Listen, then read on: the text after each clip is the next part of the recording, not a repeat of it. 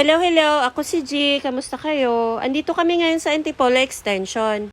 At may napansin kami na bilihan ng empanada. Ang pangalan nito ay Angelos Ilocos Empanada. Kung makikita nyo guys, ang paggawa ng empanada, siksik liglig sa laman.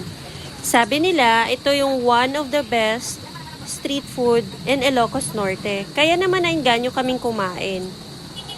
Legit na malaki sa halagang 80 pesos. Sold na ang merienda. So dahil gabi na, hapunan ko na ito.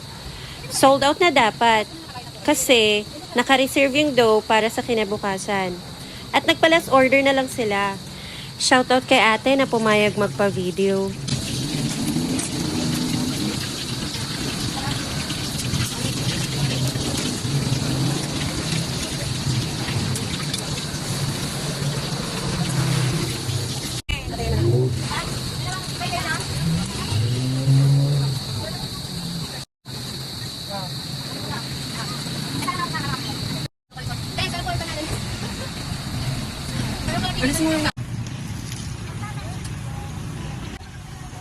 Ayun, na-amaze ako kasi ang sarap nga talaga.